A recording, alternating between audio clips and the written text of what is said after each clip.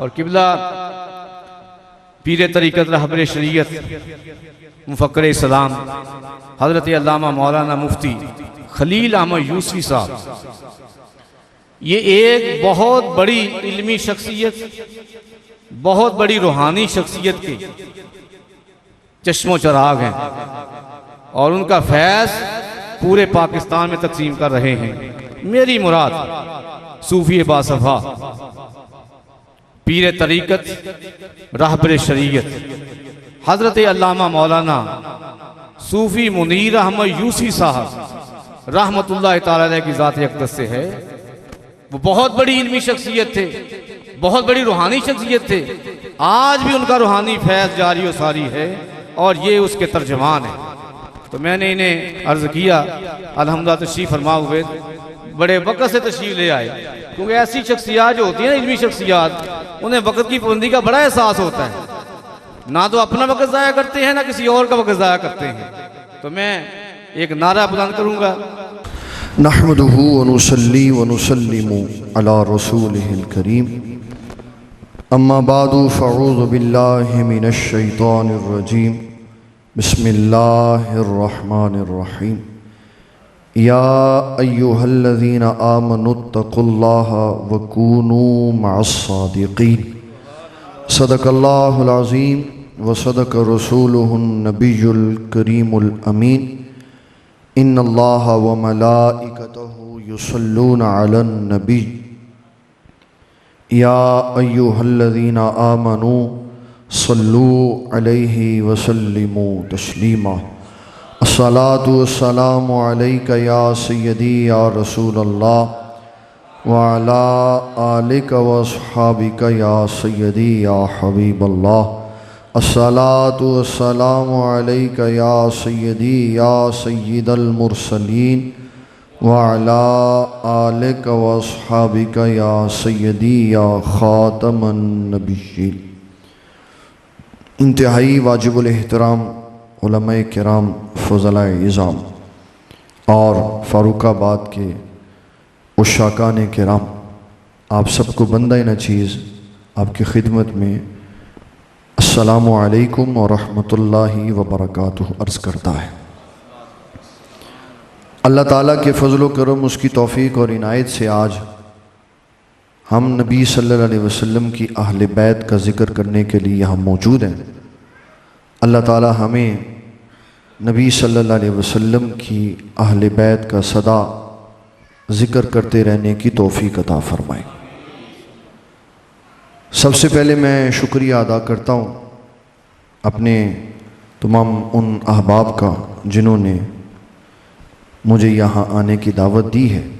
اللہ تعالیٰ ان کی محبتوں کو قبول و منظور فرمائے، اور صد عزت و تکریم کے لائق ہیں وہ تمام احباب جو آج اس پرفتن دور میں اپنے لوگوں کے ایمان اور عقیدے کی فکر کرتے ہیں، کہ انہوں نے جب اپنی قوم کے نوجوانوں کو دیکھا کہ یہ اہل تشیع کی مجالس کی طرف جا رہے ہیں ذکر اہل بیت سننے کے لیے، تو انہوں نے اپنی اہل سنت کی مجالس، اہل سنت کے نظریات، اہل سنت کی محافل اور اہل سنت کے عقیدے کو اجاگر کرنے کے لیے اپنی مسجدوں میں ان پروگراموں کا انعقاد کیا۔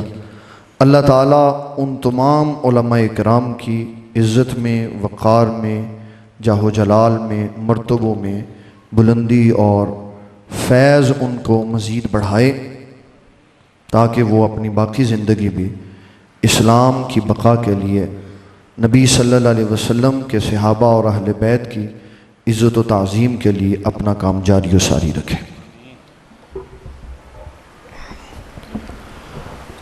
آج ہم نے حضرت سیدنا امام حسین رضی اللہ تعالیٰ عنہ کی شہادت، کربلا کا منظرنامہ اور یہ واقعہ کیوں پیش آیا، اس میں جو لوگوں نے نظریات قائم کیے ہوئے وہ کیا ہے، کیوں یہ اوپن مارکیٹ ہے جس میں جہاں امام حسین رضی اللہ تعالیٰ عنہ کے محبت رکھنے والے ہیں تو وہاں ایسے بھی ہیں جن کو یزید پیارا ہے.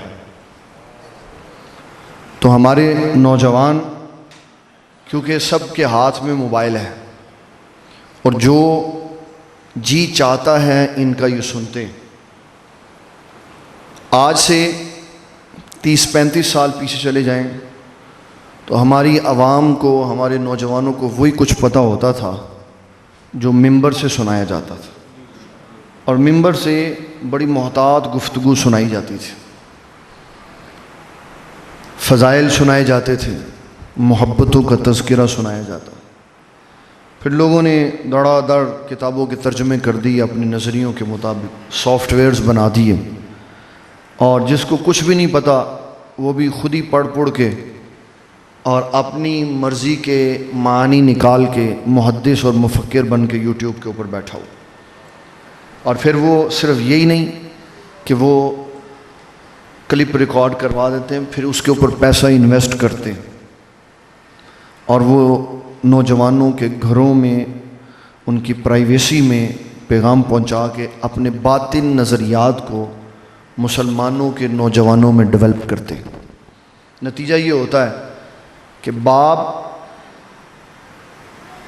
بوڑھا آدمی سفید داڑھی والا حضور پاک صلی اللہ علیہ وسلم کے صحابہ کی بھی تعظیم کرنے والا ہے، اہل بیت کی بھی تعظیم کرنے والا ہے، اولیاء کی بھی تعظیم کرنے والا، اور اسی باپ کا جوان بیٹا نہ وہ صحابہ کی تعظیم کرتا ہے نہ وہ اہل بیت کی تعظیم کرتا ہے.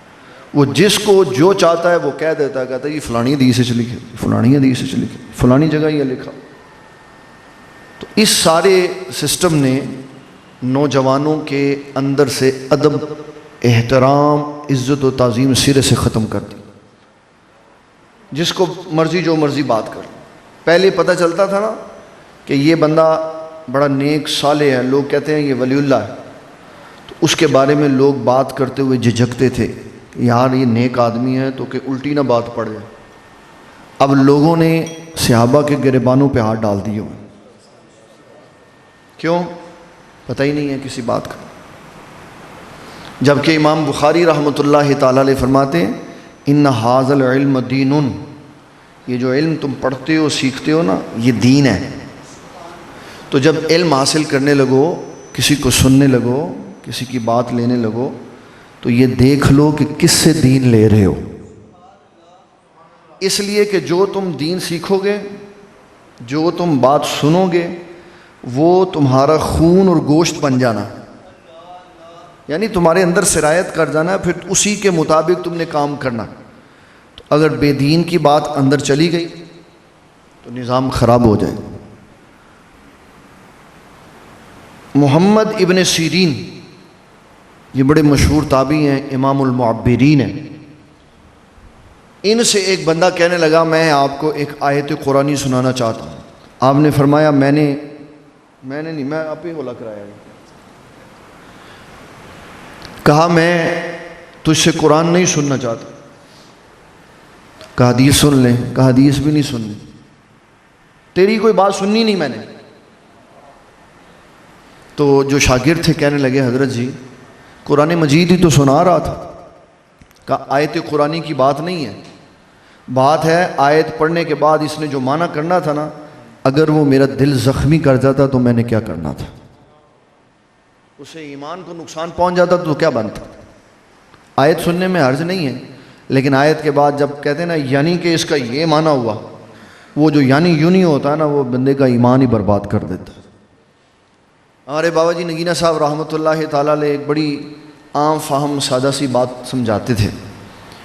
فرماتے تھے کہ میں ایک جگہ سے گزرا تو وہاں ایک بندہ مالٹے بیچ رہا تھا، آواز لگا رہا تھا دو آنے دو، دو آنے دو، دو آنے دو، دو آنے دو. تو فرمایا میں نے ایک آنا نکال کے اس کو جیب سے دیا، اس کو کہا 2 سنترے دے دو. تو وہ کہنے لگا بابا جی تسی بڑے سیانے ہو، اپنی مانا بنا لے. آپ نے فرمایا تو 2 آنے دے نہیں کہہ رہا؟ کہنا ہاں یہی کہہ رہا. آپ نے کہا میں بھی تو یہی کہہ رہا ہوں، ایک آنا لے لو تو 2 سنترے دے دو. وہ کہتا نہیں میں یہ کہہ رہا ہوں 2 آنے دو تو 1 سنترا ملے گا، 2 آنے دے. یہ ترجمہ آپ نکال رہے ہیں اور وہ کہہ رہا ہے 2 آنے دے. تو پھر آپ اس بات کا لطف لیتے ہوئے فرماتے ہیں دیکھو ریڑھی والا کہتا ہے کہ ریڑھی میری ہے تو معنی بھی میرا ہی چلے گا، تو فرماتے ہیں قرآن و سنت اللہ اور اس کے رسول کا ہے تو معنی بھی اللہ اور اس کے رسول ہی کا چلے گا، کسی دوسرے تیسرے بندے کے معنی کو بیچ میں کوئی گنجائش نہیں ہے۔ جو آیت پڑھی جائے گی اس کا معنی یہ دیکھا جائے گا رسول اللہ صلی اللہ علیہ وسلم کیا فرما رہے ہیں۔ جب معنی بھی ان کی طرف سے آ گیا تو پھر آگے کسی کی وضاحت کی ضرورت کوئی نہیں رہے گی۔ تو جن کا قرآن مجید ہے، سنت جن کی ہے، معنی بھی انہی کے چلتے، اور وہ جو بات کہہ گئے، جس کو کہہ گئے، جس طرح کی کہہ گئے ویسے ہی چل رہی ہے اور ویسے ہی قیامت تک چلتی رہے گی۔ تو امام حسین رضی اللہ تعالیٰ عنہ کا یہ جو واقعہ کربلا ہوا، اس میں ہمارے پاکستان کے اندر بے شمار نظریات ہیں۔ بڑے بڑے دین کے داعی اپنے آپ کو کہنے والے ہیں، وہ یزید کے ساتھ کھڑے۔ بڑے بڑے لوگ حضرت امیر معاویہ رضی اللہ تعالیٰ عنہ کی صحابیت کی وجہ سے یزید کے اوپر صحابیت کا اثر ڈالتے اور اس کو رحمت اللہ تعالیٰ علیہ کہنے میں بھی جھجک محسوس نہیں کرتے، اور بعض لوگ دوسری طرف ایکسٹریم پہ چلے گئے جو یزید کی برائیوں کی وجہ سے حضرت امیر معاویہ کے اوپر بھی تان و تشنیع کر دیتے، اور اہل سنت کا مذہب بالکل پل صراط کے اوپر کھڑا، ادھر دائیں طرف چلے جائیں تو تباہی ہے، بائیں طرف چلے جائیں تو تباہی۔ نازک ترین پلیٹ فارم ہے جو اہل سنت و جماعت کا مذہب ہے، کیا کہ حضرت امیر معاویہ کی صحابیت کے اثرات یزید پر نہیں جاتے، جس طرح نوح علیہ السلام کی نبوت ان کے بیٹے پہ اثر انداز نہیں ہوتی، اسی طرح یزید کی برائیوں کا اثر حضرت امیر معاویہ پہ نہیں ہوتا، جس طرح نوح علیہ السلام کے بیٹے کا کفر حضرت نوح علیہ السلام تک نہیں پہنچتا۔ حضرت نوح علیہ السلام اپنی عظمت و شان کے ساتھ ہیں اور ان کا بیٹا اپنے کفر کے ساتھ، اسی طرح حضرت سیدنا امیر معاویہ رضی اللہ تعالیٰ عنہ اپنی عظمت و شان صحابیت کے ساتھ ہے، اور یزید نے جو کچھ کیا وہ ہمارے سامنے تاریخ میں پڑا ہوا ہے، اور اس گندگی کی وجہ سے قیامت تک اس کے اوپر لعنت پڑتی رہی۔ ہمارے ایک لاہور کے عالم دین ہیں، انہوں نے ایک جگہ تقریر کی، میرے بجی حضور رحمۃ اللہ علیہ کی کتاب ہے امام حسین اور یزید اور حدیث قسطنطنیہ، اس کے اندر یہ سارا واقعہ لکھا۔ تو کہنے لگے میں نے اس مجلس میں یزید کی خوب درگت بنائی، اس کو خوب گالیاں دی، تو ایک بندہ مجھے کہنے لگا حضرت صاحب تو تسی اینیاں گالاں جو کر دے ہو تے کی اللہ غفور الرحیم نہیں؟ ہو سکتا ہے قیامت والے دن او اپنا غضب گھٹ کر دے تے رحمت زیادہ کر دے تے یزید نو کہے جا تو بھی جنت ہی چلا جا۔ آپ فرمان لگے کہ پھر مینوں دو چار گالاں اور کر لیں، دو چار گالاں جی اللہ اینا کریم ہے کہ رسول اللہ دے نواسے نو قتل کرن والے نو معاف کر دے گا تے اونوں گال کڈن والے نو بھی کر دے گا، تے میں دو چار اور کر لیں دے۔ اس کی طبیعت کے اندر سے یہ جو یزیدیت کا اثر تھا وہ نکال دیا، اور یہ بتایا ہے کہ جس کے ساتھ دنیا میں محبت کرو گے قیامت والے دن بھی اسی کا ساتھ ملے گا۔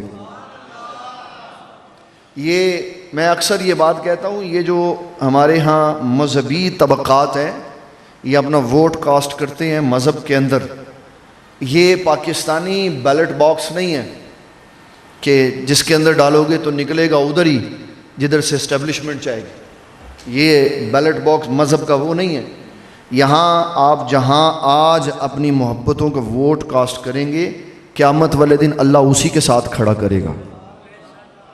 تو جس کو یزید پیارا ہے یزید کے ساتھ کھڑا ہو جائے، ہمیں کیا ہے، ہمیں تو کوئی اس سے فرق نہیں پڑتا، لیکن بحیثیت مسلمان علماء کا یہ ہمیشہ سے کردار رہا ہے، ان کی کوشش رہی ہے علماء کی کہ امت کے جتنے افراد جہنم میں جانے سے بچ جائیں اتنا ہی بہتر ہے، قوم کو حق سنا دیا جائے، ان کو رسول اللہ صلی اللہ علیہ وسلم کے طریقے کی نشاندہی کر دی جائے، پھر اس کے بعد جو وہ پسند کریں وہ راستہ ان کے لیے کھلا۔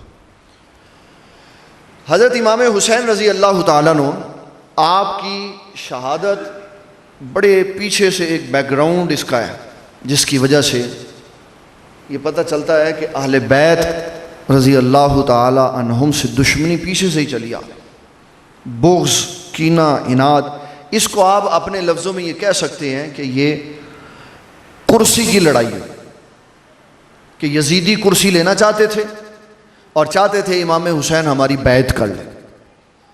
اگر صرف تقاضا یہ ہوتا کہ آپ اپنا کام کریں ہم اپنا کام کرتے تو شاید یہ نہ ہوتا، لیکن مجبور کیا گیا حضرت امام حسین کو کہ آپ ہماری بیعت کریں، اس کے علاوہ کوئی چارہ کار نہیں۔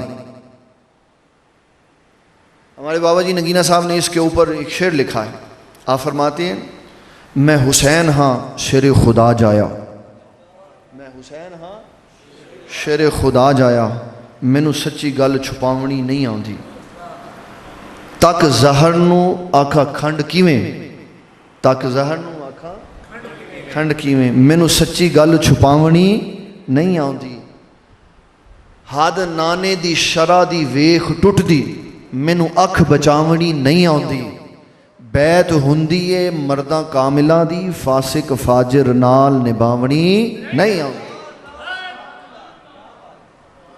بیعت مردوں کاملوں کی ہوتی، فاسق و فاجروں کے ساتھ اس کا کوئی تعلق نہیں ہے۔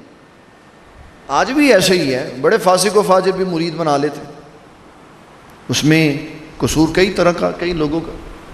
جو بیعت کرنے والا ہے اس کو پتہ ہی نہیں میں نے کس کی بیعت کرنی، جو کروانے والے ہیں ان کو پتہ ہی نہیں ہے کہ بیعت کیسے کروانی، بس لگ جاؤ جی لائن میں اور نقصان اٹھاؤ۔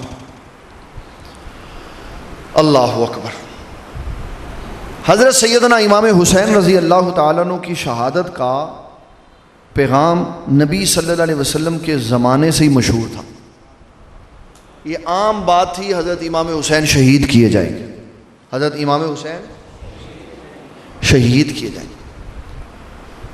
حضرت ام سلمہ رضی اللہ تعالیٰ عنہ نبی صلی اللہ علیہ وسلم کی زوجہ محترمہ، ہماری امی جان حضور رضی اللہ تعالیٰ عنہا، آپ فرماتی ہیں کہ آقا کریم صلی اللہ علیہ وسلم نے مجھے بلا کے فرمایا کہ بھائی میرے حجرے کے دروازے پہ کھڑے ہو جاؤ، تو کسی کو اندر نہیں آنے دینا۔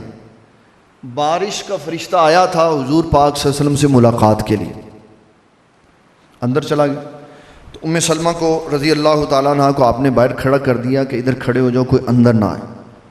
آپ فرماتی ہیں سیدنا حسین آئے، ایسے کر کے اندر چلے گئے، چھوٹے تھے میں ان کو روکنا چاہا تو وہ رکے نہیں، اندر چلے گئے۔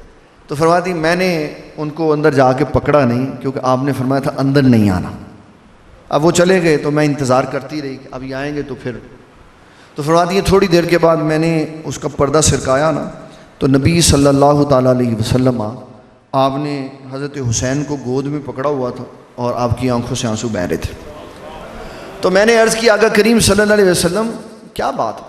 آپ نے فرمایا ابھی فرشتہ آیا ہوا تھا بارش کا، تو اس نے مجھے بتایا کہ میرے اس بیٹے کو شہید کیا جائے گا، اور اس نے مجھے وہ لا کے دی ہے مٹی وہاں کی اس بوتل کے اندر، تو فرمایا ام سلمہ اس کو رکھ لو، جب یہ خون بن جائے تو سمجھنا میرا بیٹا حسین شہید کر دیا۔ اب اس بات کے اندر کتنے معاملے چھپے ہوئے، کتنے معاملے چھپے۔ جب میڈیکل سائنس میں کوئی شاید چیک کرتے ہیں نا، اس میں کوئی لیکوڈ ہوتا، کوئی سافٹ ویئر لگا ہوا ہوتا ہے، کوئی اس کی کیمسٹری ہوتی ہے کہ اس لیول سے اوپر چلا جائے گا تو لائٹ جو ہے وہ گرین کی بجائے سرخ ہو جائے۔ اب وہ مٹی اتنی سی بوتل میں پڑی ہوئی ہے، وہ کسی کے ساتھ اس کا کنیکشن نہیں ہے، لیکن آپ فرما رہے ہیں جب یہ خون بن جائے گی تو سمجھ لینا حسین کو شہید کر دیا۔ وہ مٹی خون کیسے بنے؟ پھر آپ نے حضرت ام سلمہ کو دیا۔ اس سے محدثین کہتے ہیں آپ کو اپنی تمام امت کی عمروں کی خبر تھی، اپنی ازواج میں سے اس کو دیا جس کے بارے میں آپ کو یہ پتہ تھا کہ ساری ازواج وصال کر جائیں گی، جب حسین کا واقعہ ہوگا تو یہ میری زوجہ زندہ ہوگی، اس لیے ان کو دیا، کہا اس کو پاس رکھ لو، جب یہ خون بن جائے تو سمجھنا امام حسین کو شہید کر دیا۔ اللہ اکبر۔ اس طرح کی 11 مختلف کتابوں میں حدیثیں موجود ہیں جس میں نبی صلی اللہ علیہ وسلم نے حضرت امام حسین کی شہادت کا پہلے ہی ذکر فرمایا تھا کہ اس کو شہید کیا جائے. اور جو امام حسن ہیں بڑے بھائی، ان کے بارے میں آپ نے فرمایا، بخاری میں موجود ہے 7109 نمبر پر اور 2704 نمبر پر. فرمایا یہ جو میرا بیٹا ہے نا، ان بنی ہادہ سیدن، یہ میرا بیٹا یہ میری قوم کا سردار ہے. جیسے وہ اشتہارات لکھتے ہیں نا، کہتے ہیں زیر سیادت، کہیں محفل دا سردار ہے جی، محفل دا سردار ہے جی. تو حضور نے فرمایا صلی اللہ علیہ وسلم میری امت کا سردار میرا یہ بیٹا ہے. لعل اللہ ان یصلح بہ بین فئتین عظیمتین من المسلمین. فرمایا جب دو مسلمانوں کی جماعتیں آپس میں لڑنے کے لیے تیار کھڑی ہوں گی تو میرا بیٹا ان میں صلح کروا دے گا. حضرت امام حسن اور امیر معاویہ رضی اللہ تعالیٰ عنہ آمنے سامنے، تو آپ نے مسند پیش فرما کر صلح کر دی. آپ کی وفات کے بعد یزید مسند پہ آیا اور اس نے اپنے آپ کو حاکم منوانے کے لیے جو بڑے بڑے افراد سے ان سے بیعت کا تقاضا کیا. ان میں حضرت امام حسین بھی تھے. اب ان کو پتہ تھا سارا، کیوں؟ یہ اور حضرت سیدنا امام حسن حضرت امیر معاویہ رضی اللہ تعالیٰ عنہ کی خلافت کے بعد ان کے شاہی مہمان بنتے تھے، ان سے ملاقات کے لیے جاتے تھے، ان کی دعوتیں قبول کرتے تھے، ان سے وظائف اور تحائف لیتے تھے. اور جب ان کے ہاں جاتے تھے تو پھر وہاں دیکھتے تھے یزید کون کون سے کام کرتا. اس لیے جب آپ کو دعوت کی، آپ کو بیعت کی بات کی گئی تو آپ نے فرمایا میں فاسق و فاجر کی بیعت نہیں کر سکتا، کیونکہ آپ جانتے تھے اس کو. اگر میں ایک بات کہوں تو ناراض تو نہیں ہوں گے؟ نہیں کہنے لگا آپ نے جب بندے پوچھ رہے تو یہ تو ماشاء اللہ علماء ہے گیا تو نہیں کہہ رہے، معافی دے دینا. ابھی ناراض تو نہیں ہوں گے؟ نہیں. یزید کی بری خصلتوں میں سے سب سے بری خصلت یہ تھی کہ وہ نماز نہیں پڑھتا تھا. وہ نماز، اگر ہم غور کریں تو یہ چھوٹے چھوٹے یزید کے کارنامے ہمارے اندر بھی ہیں. ہاں جی، اس کا صرف یہی کارنامہ نہیں ہے کہ اس نے امام حسین کو شہید کیا، اس کی بری عادتوں میں یہ بھی ہے جس کی وجہ سے اس کو فاسق کہا گیا کہ وہ نماز نہیں پڑھتا تھا. نماز نہیں پڑھتا. تو جو نوجوان مسلمانوں کے نماز نہیں پڑھتے ان کو غور کرنا چاہیے کہ یہ یزید کی عادت ہے. کس کی عادت ہے؟ یزید کی عادت. ہم امام حسین کا ذکر سننے آئے ہیں جنہوں نے کربلا میں بھی نماز نہیں چھوڑی، اور ہم پڑھتے ہی نہیں ہیں. ہم پڑھتے نہیں ہیں نماز. بالکل میں صحیح بات کہتا ہوں. اگر ہم نماز پڑھتے ہوتے نا تو ہماری فجر کی نماز اور فجر کی جماعت بتاتی ہے کہ ہم کتنے پکے نمازی. میں صحیح کہتا ہوں. 4:40 پہ 50 منٹ پہ فجر کی نماز ہوتی، روڈ خالی، مسجدیں خالی. 8 بجے سکول لگتے ہیں تو روڈوں پہ ٹریفک بلاک. کہتے ہیں کیا ہوا؟ کہتے ہیں بچے سکول جا رہے ہیں. کون سا علم لینے کے لیے؟ کیا وہ علم ایسا ہے کہ اس نے بچوں کے اندر اتنی سی بات پیدا کی کہ فجر کی نماز بھی پڑھ لو؟ یہ بڑی تلخ حقیقت ہے. حضرت سیدنا عمر بن خطاب رضی اللہ تعالیٰ عنہ اس پہ بڑا چیک اینڈ بیلنس رکھتے تھے.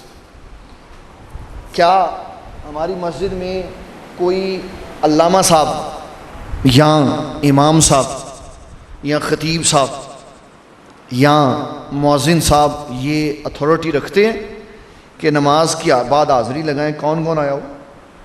اور اگر جی جٹی ہوئی کہ جاؤ جی پا جی تہاڈا کام ہے اذان دینا تے نماز پڑھنا، کوئی آوے آوے تے نہ آوے تے نہ آوے. حضرت عمر بن خطاب کے پاس کیونکہ پاور تھی، اختیار تھا، آپ خلیفہ تھے، تو آپ نماز کے بعد چیکنگ کرتے تھے کون کون نہیں آیا ہوا، اور پھر جو نہیں آیا ہوتا تھا اس کے پاس اس کے گھر چلے جاتے تھے. حدیث میں ہے کہ سلیمان نامی صحابی نماز فجر میں نہیں تھے تو آپ ان کے گھر چلے گئے. دروازہ کھٹکھٹایا. ان کی والدہ محترمہ بیٹھ تشریف لائیں تو آپ نے کہا اماں جان سلیمان آج نماز کے لیے نہیں تھا. تو کہا بیٹے وہ اصل میں رات عبادت کرتا رہا تو فجر کے قریب آنکھ لگ گئی, اتنی سی آنکھ میں جماعت نکل گئی. نماز اس نے پڑھ لی ہے, اپنے کام پہ چلا گیا لیکن جماعت رہ گئی. بات سن لی. پھر آپ نے ان کو واعظ فرمایا جب سلمان آئے اس کو یہ کہنا ہے کہ ساری رات عبادت کرنا یہ تیری خوشی ہے اور فجر جماعت سے پڑھنا رسول اللہ کی خوشی ہے. اپنی خوشی پیچھے کرو, رسول اللہ صلی اللہ علیہ وسلم کی خوشی کو آگے کرو. یہ قوم کو بتانا ہے ہم نے کہ امام حسین کا پیغام ہے کہ میں نے تو کربلا میں بھی نماز نہیں چھوڑی. نماز چھوڑ دینا یہ یزیدیوں کا کام ہے جو نماز نہیں پڑھتا, سستی کرتا. مکہ المکرمہ میں جب اس کا وفد آیا تو مکے میں نماز بند ہو گئی, اور جب مدینہ المنورہ میں گیا تو وہاں نماز بند ہو گئی.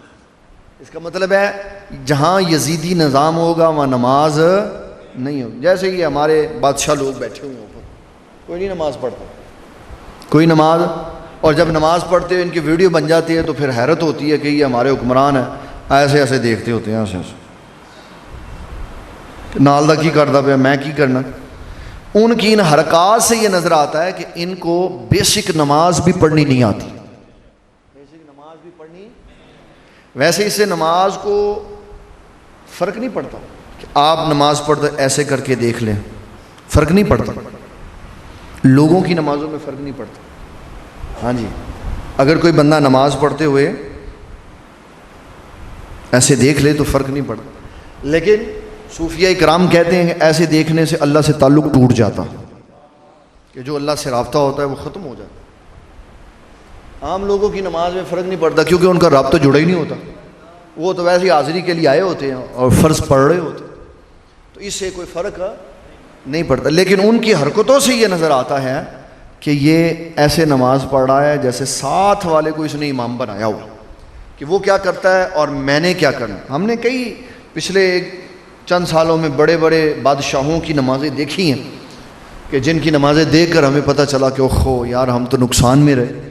ایسے لوگوں کو ہم نے اپنا حاکم بنایا ہوا ہے جن کو نماز بھی نہیں آتی. تو یزید کے جرموں میں سے ایک جرم یہ ہے کہ وہ نماز نہیں پڑھتا تھا.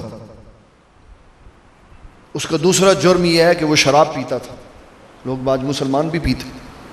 قومی اسمبلی میں ہندو نے کھڑے ہو کر کہا, اس نے کہا جناب جس طرح مسلمانوں کے مذہب میں شراب جائز نہیں ہے ہمارے مذہب میں بھی نہیں, ہم بھی نہیں پیتے, تو ہمارے نام پہ پرمٹ کیوں دیتے ہو.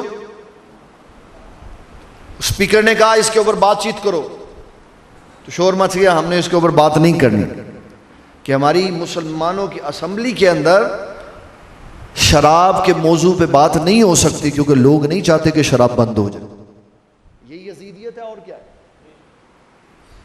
کفر کے نظام کو غالب کر دینا اور اسلام کے نظام کو پس پشت ڈال. حضرت امام حسین رضی اللہ تعالیٰ عنہ آپ نے بڑے واضح لفظوں میں فرمایا کہ میں یزید کی بیعت کسی صورت میں نہیں کر سکتا. اور آپ کے راہ میں جو سب سے پہلا بندہ آیا آپ کا راستہ روکنے کے لیے اس کا نام ہے حر بن یزید.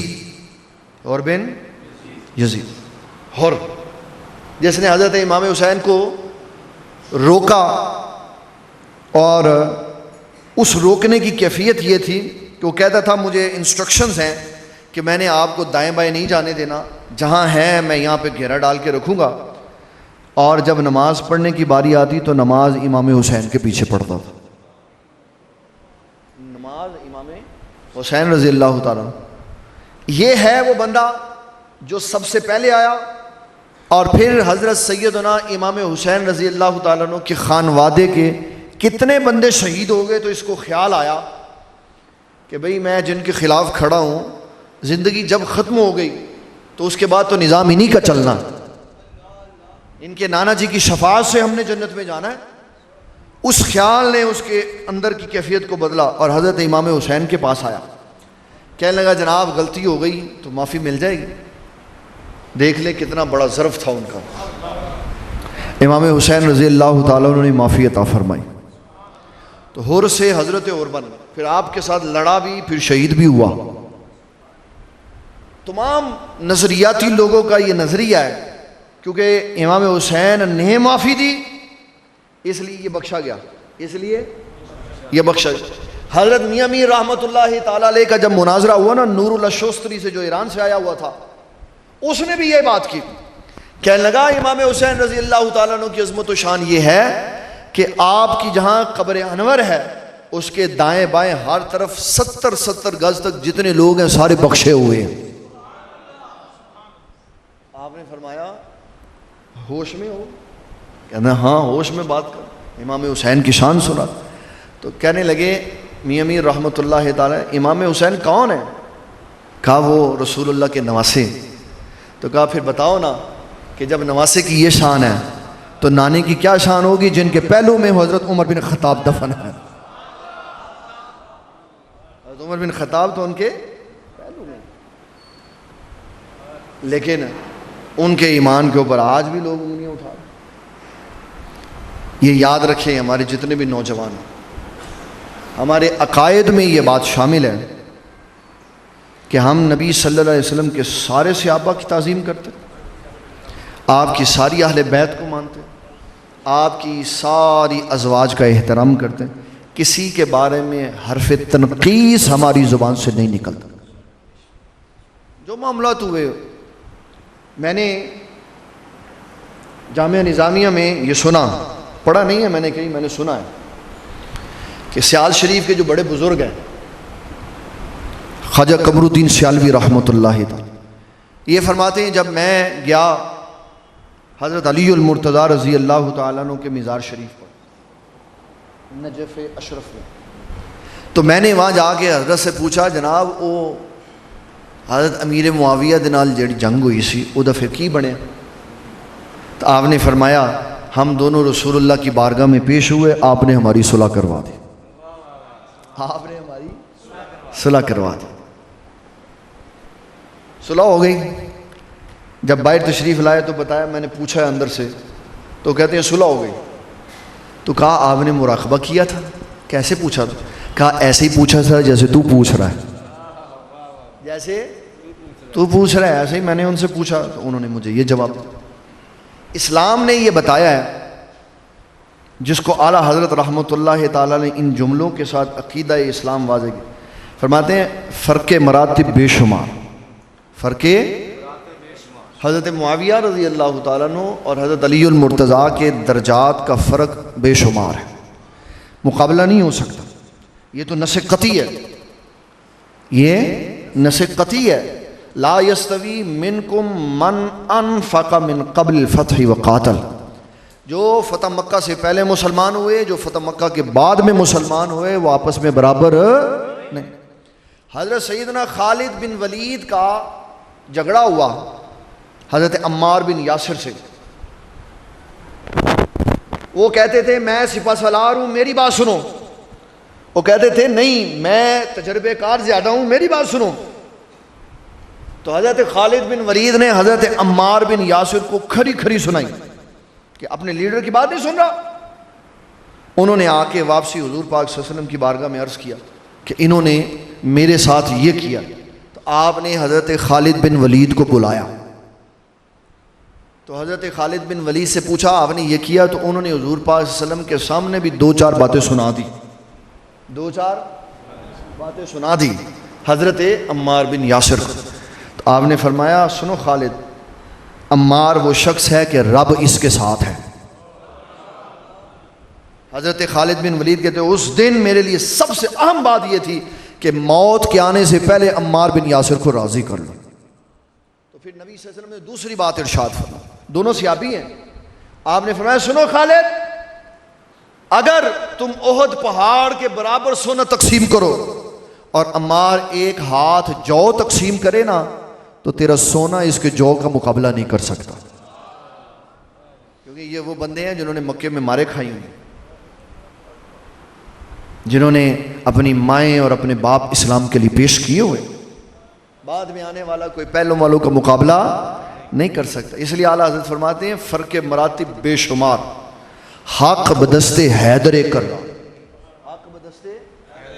اور حضرت عمار بن یاسر کہتے ہیں، یہ بھی حدیث ہے، کہتے ہیں جب جنگ جمل میں حضرت عائشہ صدیقہ حضرت علی المرتضیٰ کے مقابلے میں کھڑی تھی تو حضرت عمار بن یاسر نے کہا اس جنگ کے ذریعے اللہ ہماری آزمائش کرنا چاہتا ہے.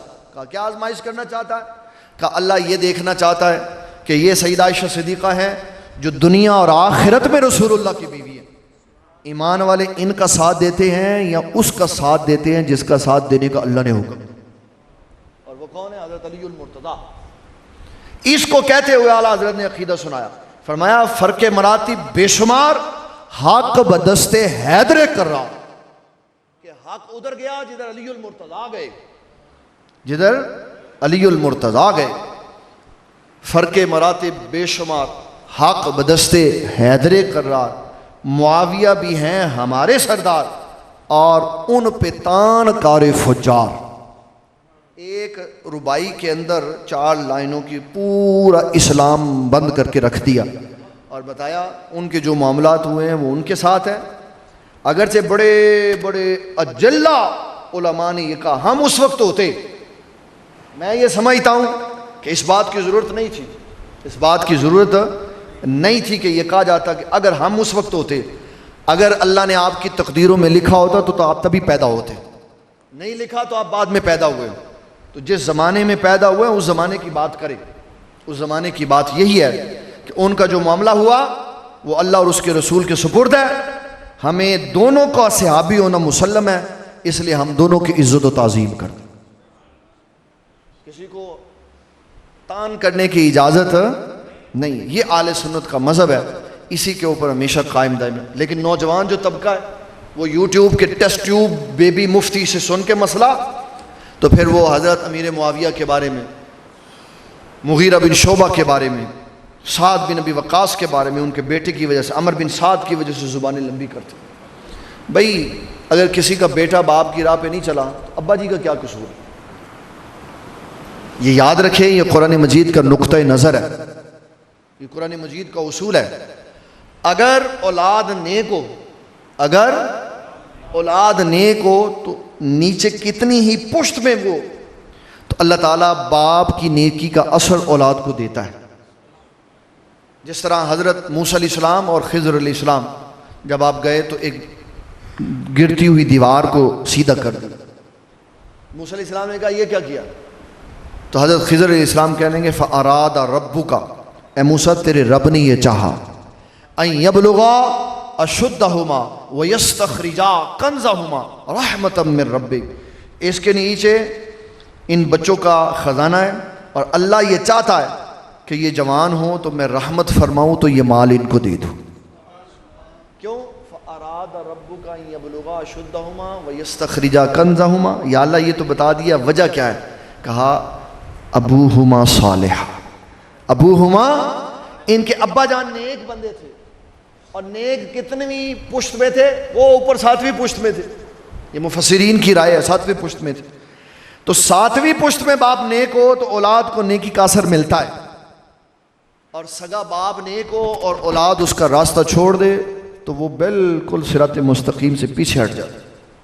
اگر یہ پیٹ رول لوگوں کو سمجھ آ جائے نا تو کبھی کسی پیر کی وفات کے بعد اس کا ناخلف بیٹا مسند پہ نہیں بیٹھ سکتا. لوگ نہیں سمجھتے، وہ کہتے ہیں ساڑھے پیر دا پتر ہے جی کی کریے، تھوڑے پیر دا پتر صحابی رسول دے پتر کو ود ہے. اسلام نے رد کر دیا اس صحابی رسول کا بیٹا جس نے اپنے باپ کا راستہ چھوڑ دیا، شریعت چھوڑ دی، کہا اس کو جہنم کی آگ میں پھینکو. اسی کہڑی گل دے پیچھے توڑنے ہیں. داڑھی منڈے پیر کے بیٹے اس کے پیر لوگ بیعت کر لے تو ہاتھ بھی چوم دینے، پیر بھی چوم دینے، کوئی گل سناندے ہی نہیں کھلو کے کہ نبی صلی اللہ علیہ وسلم نے فرمایا جس نے بدعتی کی تعظیم کی اس نے اسلام کو گرا دیا سارا، انہوں نے سارا اسلام. لوگ صحیح ہو جائیں تو کوئی مسند پہ غلط بندہ نہیں بیٹھ سکتا. غلط بندہ تو ہماری وجہ سے بیٹھ جانا جی میرے شیخ دا پتر جی کی کریے. بھائی ٹھیک ہے، شیخ نیک آدمی تھے، متقی تھے، صالح تھے، تو پتر نو بھی تو وہیں ہونا چاہیے تھا. حضرت سیدنا امام حسین رضی اللہ تعالیٰ نیک صالح آدمی تھے، آپ عبادت گزار تھے، بے نمازی کی بیعت آپ نے آپ نے راستہ مانگا واپسی کا, آپ نے یزید سے ملاقات کی خواہش کا اظہار بھی کیا, کسی اور جگہ جانے کے لیے بھی آپ نے بات کی, لیکن آپ کو وہی مصور رکھا کہ نہیں, ہم نے بیعت کے علاوہ کوئی موقع نہیں آپ کو دینا, لیکن آپ نے بیعت نہیں کی. یہاں میں موجودہ حالات کے حساب سے ضرور بات کروں گا. کچھ لوگ نکلے تھے, کچھ لوگ جن کا لیڈر وزیر اعظم رہا, یہ میں نے یہ جملہ اس لیے بولا تاکہ کوئی خاص اپنی طرف نہ لے جائے, کوئی خاص اپنی طرف نہ لے جائے. جن کا لیڈر وزیر اعظم رہا وہ کہتے ہیں اسی اوتھے جناب جا کے UNO دے وچ بھی گل کی تھی, اسی اوتھے بھی گل کی تھی, ہم اسلام کا جھنڈا اٹھا کے نکلے ہوئے, تو ایڈی جلدی ہوا کیوں نکل گئی 9 مئی تو بعد؟ اور لتر 4-4-5-5 برداشت کر دے نا. امام حسین نے تو سارا کنبہ قربان کروا دیا, حق کا راستہ پھر بھی نہیں چھوڑا. 2 جتیاں نہیں برداشت ہوئی, جوتے پڑے اور آ کے استعفیٰ دیا اور گھر کو چلے گئے. کہتے نا ہم حق پہ کھڑے تھے. اس کا مطلب ہے حسینیت کی طرف پیرا حق پہ دینا یہ بڑی مشکل کام کی بات. اس کے لیے اولاد ذبح کروانی پڑتی, تکلیفیں برداشت کرنی پڑتی, اور یہ وہی کرتا ہے جس کا اندر باہر ایمان سے بھرا ہوا ہوتا, اندر باہر اسلام سے بھرا ہوتا. ایک بات میں یہ بھی بتانا چاہتا ہوں تاکہ ہمارے نوجوانوں کو اس فکر سے بھی بچاؤ کا راستہ نظر آئے جو یہ کہتے ہیں کہ حدیث میں یزید کے جنتی ہونے کا ذکر ہے. یہ بخاری شریف میں 4 جگہ روایت مختلف موضوعوں سے موجود ہے. حضور صلی اللہ تعالیٰ علیہ وسلم آپ تشریف فرما تھے حرام بنت ملحان کے ہاں. انہوں نے کھانا وانا کھلایا اور ایک بستر بچھایا جس پہ آپ آرام فرمائیں. آپ لیٹ گئے. جب آپ تھوڑی دیر کے بعد آرام سے اٹھے تو چہرے پہ مسکراہٹ تھی. حرام عرض کرتے ہیں حضور آپ مسکرا رہے ہیں, خیریت؟ آپ نے فرمایا اول جیش من امتی یغزون البحر قد اوجبو, فرمایا میری امت کا ایک لشکر سمندری جہاد پہ جائے گا, جتنے بندے اس میں شرکت کریں گے اللہ نے سب پر جنت واجب فرما دی. حرام عرض کرتی ہیں حضور میں اس میں ہوں گی. اچھا صحابہ کا یہ کوئی نہیں عقیدہ تھا کہ کل دا کیوں پتہ, ان کا یہ عقیدہ تھا کہ کل کا, پرسوں کا, ترسوں کا, قیامت کا, قیامت کے بعد کا سب کچھ رسول اللہ کو پتہ ہے. اسی لیے تو وہ پوچھتے تھے حضور اس لشکر میں شرکت کروں گی؟ آپ نے فرمایا ہاں آپ اس میں شرکت کریں. گارنٹی مل گئی. آپ نے فرما دیا چلو جو اس میں شرکت کرے گا وہ جنت ہے. پھر حضور صلی اللہ علیہ وسلم دوبارہ آرام کے لیے لیٹ گئے. پھر جب دوبارہ اٹھے پھر آپ نے فرمایا اول جیش من امتی یغزون مدینہ قیصر, فرمایا جو روم کی طرف جائے گا اس میں جو شرکت کرے گا مغفور اللہم, اللہ اس کی بخشش فرمائے گا. اللہ اس کی. حرام عرض کرتی ہیں حضور میں اس میں جاؤں گی؟ آپ صلی اللہ علیہ وسلم نے فرمایا انتی من الاولین ولیست من الآخرین, آپ پہلے میں شرکت کریں گے دوسری میں شرکت نہیں کریں گے. تو مورخین نے لکھا جب پہلے سے واپسی نکلی سواری پہ چڑھنے لگی تو سواری بد کی, حرام بنت ملحان گڑی اوپر سے, من کا ہڈی ٹوٹ گئی, شہید ہو گئی. کتنا پختہ یقین تھا کہ جو حضور پاک صلی اللہ علیہ وسلم نے فرما دیے ویسا ہی ہوگا. کہتے ہیں جی یہ جو پہلا لشکر ہے یہ دور عثمانی میں گیا کیونکہ حضرت عمر بن خطاب پانی کا جہاد پسند نہیں کرتے تھے. آپ رضی اللہ تعالیٰ عنہ نے 36 لاکھ مربع میل تک فتوحات کی, 1036 نئے صوبے آپ نے اسلام میں داخل کیے. ہمارے لاہور میں نا جب ہم چھوٹے تھے تو لاہور اتنا سا تھا, اتنا چھوٹا سا. اب ایک کان اس کا قصور پہ چلا گیا, ایک رائے ونڈ پہ چلا گیا, ایک پیچھے بارڈر پہ چلا گیا, ایک شادرے سے آگے چلا گیا. کیوں؟ اس لیے کہ کوئی پلاننگ نہیں ہے. جتھے مرضی مکان بنا لو, جتھے مرضی جگہ کیر کے نئی کالونی بناؤ جناب مکان بناؤ. حضرت عمر بن خطاب نے یہ جو 1036 علاقے فتح کیے نا, ان کی آپ نے نقشے کے اوپر پالیسی بنا کے دی کہ ہر علاقے کا اتنا رقبہ ہے اتنے مکان بنیں گے، روڈ اتنے اتنے فاصلوں پہ ہوں گے، اتنی گنجائش ہوگی، جب آبادی پوری ہو جائے گی تو پھر نیا علاقہ آباد کرو، تاکہ ماحولیاتی گندگی نہ ہو جو ہمارے علاقوں میں۔ یہ وہ لوگ کام کرتے ہیں جو پڑھے لکھے ہوتے ہیں، لوہا کٹن والے ان کی پتہ ہو، انہوں نے یہ فکر ہوتی ہے ساڈا لوہا وک جائے، بس ساڈا لوہا وک جائے۔ تو حضرت عمر بن خطاب نے بارڈر پہ فوج کھڑی کر دی ساری خشکی پہ۔ حضرت عثمان غنی رضی اللہ تعالیٰ عنہ کا دور خلافت آیا تو آپ نے سمندر کے اوپر بھی فوج کھڑی کی، پھر آپ نے ایک لشکر بھیجا جہاد کے لیے، اور یہ 27 ہجری کی بات ہے، تاریخ میں اختلاف ہو سکتا ہے، 24 ہو سکتی ہے، 23 ہو سکتی ہے، 22 ہو سکتی ہے، 28 ہو سکتی ہے، لیکن یہ پہلا لشکر گیا حضرت سیدنا عثمان غنی رضی اللہ تعالیٰ عنہ کے دور میں۔ اس وقت کمانڈر ان چیف حضرت سیدنا امیر معاویہ رضی اللہ تعالیٰ عنہ تھے۔ آپ نے فرمایا اول جیش من امتی یغزون البحر قد اوجبوا، کہ میری امت کا جو باہری بیڑا جائے گا اس میں جو جو شرکت کرے گا اللہ نے سب پر جنت واجب فرما دی۔ اس لشکر کے سپہ سالار حضرت امیر معاویہ رضی اللہ تعالیٰ عنہ تھے۔ پھر اگلا لشکر گیا 57 میں، 56 میں، 55 میں، 54 میں، 53 میں، کسی بھی سن میں، وہ دور تھا حضرت سیدنا امیر معاویہ رضی اللہ تعالیٰ۔ اس میں حضرت امیر معاویہ رضی اللہ چاہتے تھے کہ یزید اس کی سپہ سالاری کرے۔ اب یہ لشکر جانا تھا سمندر میں، اس کو پتہ چلا سمندر میں تو ہیضہ ہو جاتا، تو اپنی بیوی کے ساتھ تخت پہ بیٹھ کے اس نے یہ کہا کہ میں نے نہیں جانا۔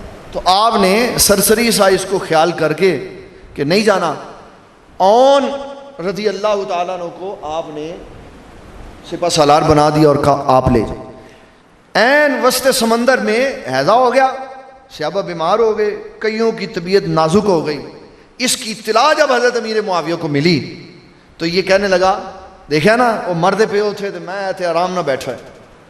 تو حضرت امیر معاویہ رضی اللہ تعالیٰ عنہ نے صحابہ کی توہین کرنے پر اس کو بطور سزا بھیجا، یہ بطور سزا گیا۔ لیکن چلو اس قصے کو ادھر دائیں کر دیں، چلا گیا جیسے بھی گیا۔ تو مغفور اللہم کا معنی کیا؟ مغفور اللہم کا معنی یہ ہے کہ جب یہ حدیث کسی پر وارد ہوتی ہے کہ اللہ تیری بخشش کرے، تو اس کا معنی ہے کہ تو جتنی زندگی گزار چکا ہے اس سے پہلے والی زندگی میں جتنی غلطیاں ہوئیں اس کی اللہ تعالیٰ بخشش فرما دے، بعد والی زندگی تو جیسے گزارے گا اس کے حساب سے آخرت میں تیرے ساتھ معاملہ کیا جائے گا۔ اس سے پہلے والے معاملات کی معافی ہو گئی، اور بعد میں اس نے کیا گند کھلایا، اس نے وہ بڑے بڑے جرم کیے جو 1400 سالہ تاریخ میں کوئی مسلمان نہیں کر سکا۔ کعبۃ اللہ کو اس نے آگ لگا دی، مدینۃ المنورہ میں مسجد نبوی میں اس نے گھوڑے بندھوائے۔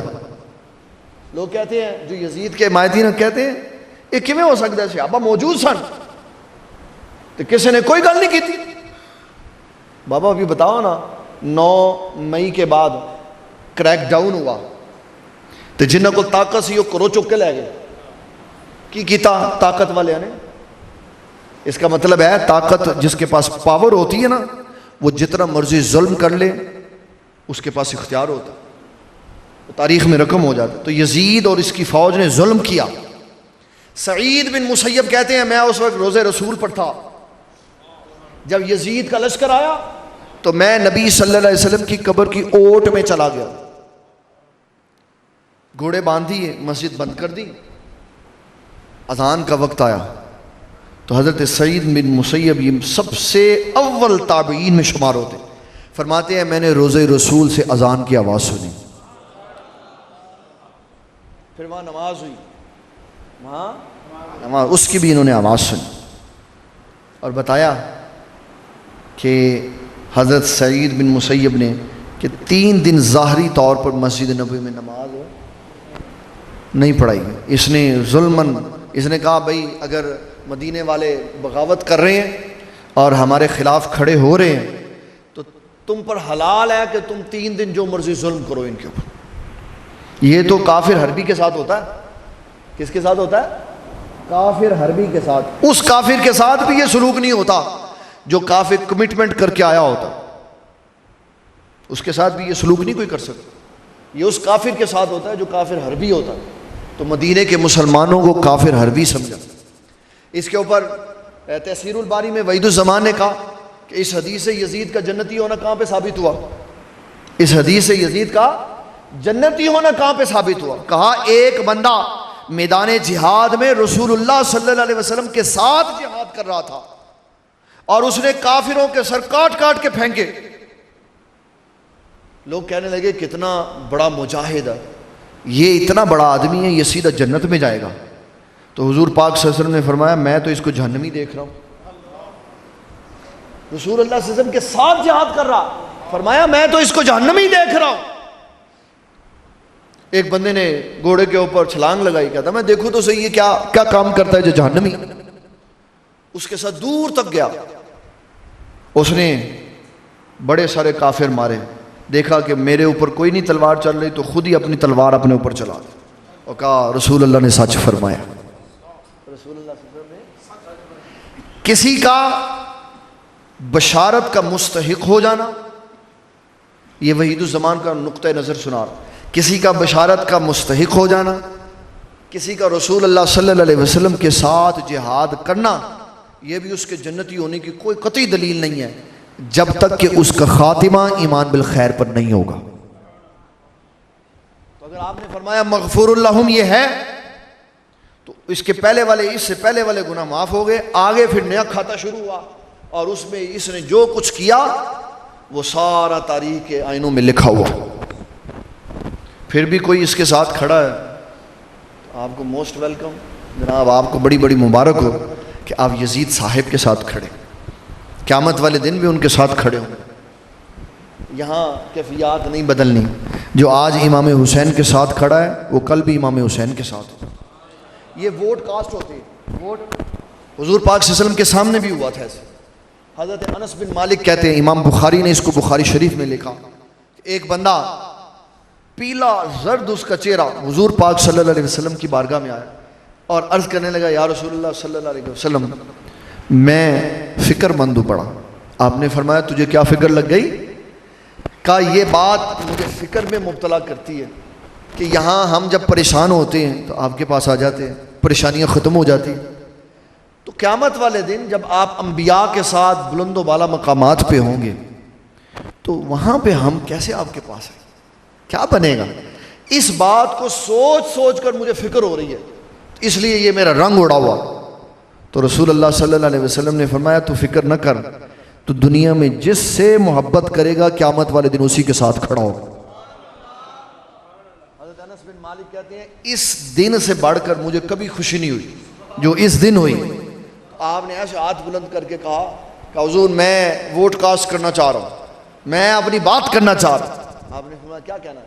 کہ حضور میں یہ کہنا چاہتا ہوں کہ میں اللہ سے بھی محبت کرتا ہوں، حضور صلی اللہ علیہ وسلم میں آپ سے بھی محبت کرتا ہوں، میں حضرت ابو بکر صدیق سے بھی محبت کرتا ہوں، میں عمر بن خطاب سے بھی محبت کرتا ہوں۔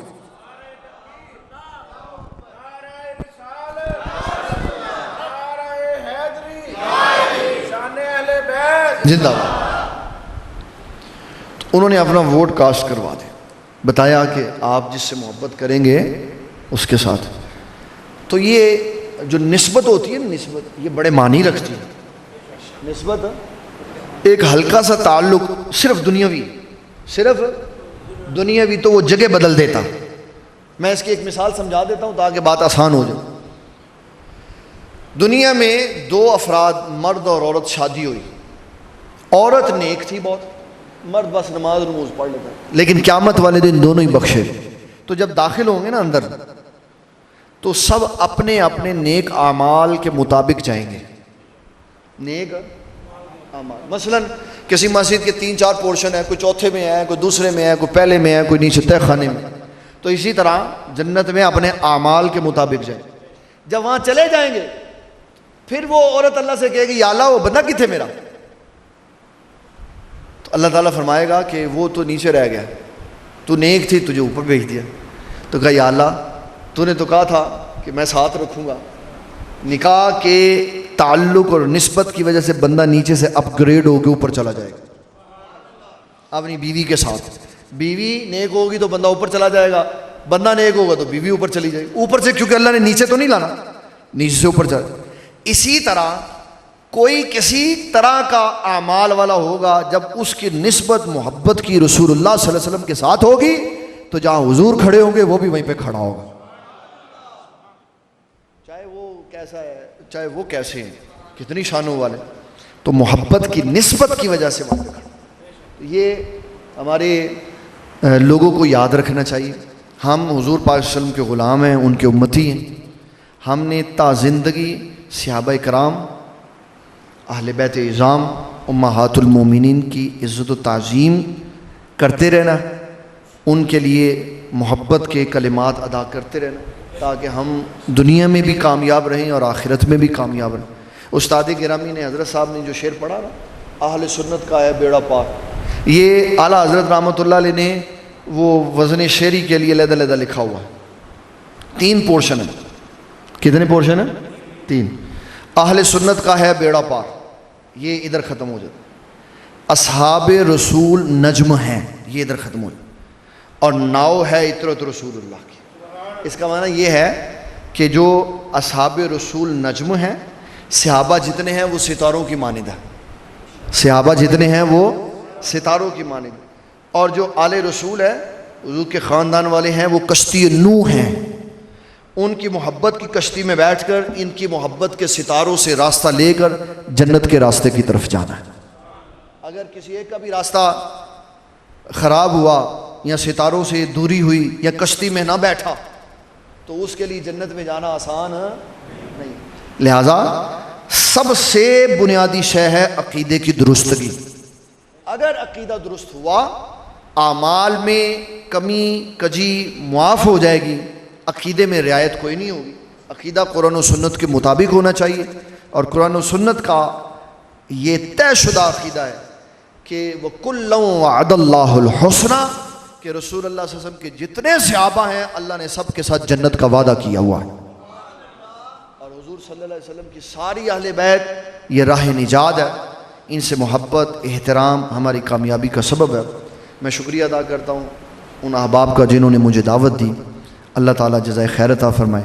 وما علینا الا البلاغ المبین.